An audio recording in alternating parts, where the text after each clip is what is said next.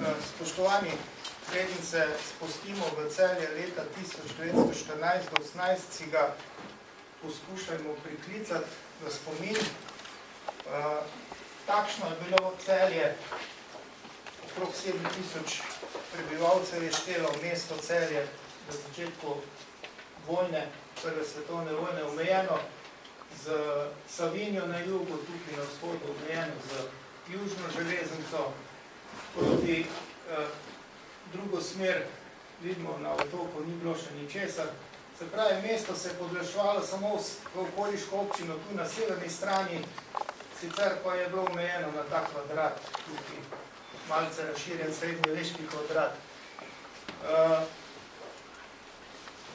No, o vojni se zadnje časa veliko govori, tako o tistem delu, ki se je odvijal na bojiščih, kot o tistem delu, ki se je odvijal v zaledju. Na bojiščih veste, da so umirali naši vojaki, slovenski vojaki na vzhodni fronti, na južni ali balkanski fronti in na soški fronti. En mali oddelek se je samo boril tudi na zahodni fronti.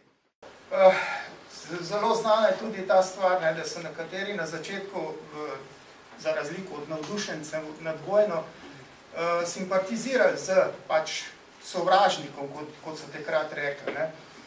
Mnogo zapisov je ostalo tako v časopisju, kot v sodnih gradivih, o tem, kako so potem sankcionirali razne take Srbom naklonjenja ali pa avstro-ogrski nenaklonjenja izjave.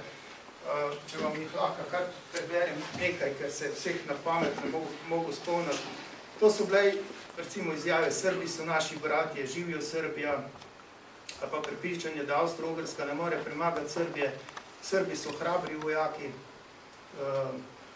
Nekomu je bilo všeč to, da tam lahko streljajo zajce, tukaj pa nas pa ne. In to tudi je bilo sumljivo. Atentat so upravičevali s tem, da je bil prestolov naslednik tak podfarovški podrepnik, da je bil bolj na nemško kot na slovensko stran, da so taki vsi za pobit, temu bi danes rekli sovražni govor, da taki sam jejo, pa nič ne delajo, mi pa delamo. In take stvari, ki so bile tudi mogoče kdaj v pijanem stanju spregovorjene, so pač potem sankcionirali z nekaj meseci zapora. Če čist samo kot ilustracijo navedem, recimo sladkorja je dobil posameznik na te nakaznice v normalnih mestih, mislim, običajnih mestih in krajih 750 gramov ali pa kilo še v začetku na mesec, v večjih mestih pa industrijskih mestih pa 1250 gramov na mesec. To je potem s časoma, z vojnim časom se nižalo. Kave so dobili 250 gramov za 8 tednov, to je mala malenkost. Masti 120 gramov na teden, ali olja, ali slanine, ali karkoli je pač v trenutku bilo na razpolago. No, leto 16 pa je taka neka prelomnica, takrat je pa šlo vse navzdol. Niso več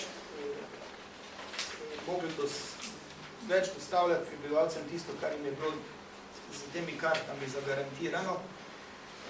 Vedno bolj pogosto se je dogajalo, da se pač objavljajo v časopisu, da pač enostavno bo obrok manjši ali pa bo ga treba raztegnati na daljše časovno obdobje. Da pa ne bomo govorili samo o tem, kako se je trošilo, res, da govorimo samo o Celju, pa bi naredili krivico kmetom, če ne bi omenili tega, da so oni tudi nosili težko breme te preskrbe. Pri njih so dobili tisto, kar so delili.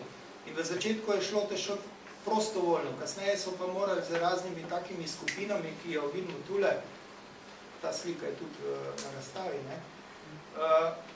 vidite, da je sestavljanje iz civilistov in iz oboroženih ljudi, ker so se ljudje pač začeli upirati, ker niso hoteli več dajati, ker se je zgodilo, da je že država posegla v tisto količino, ki si jo je moral kmet rezervirati za seme, da so že od tistega hoteli še jemati, da bi preskrbovali prebivalstvo po mestih, samo oskrbovance.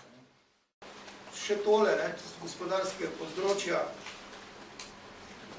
ogromno so poskočile cene med vojno, tudi do 15-krat so se cene v času vojne za posamezne artikle zmanjšale. Zvečale.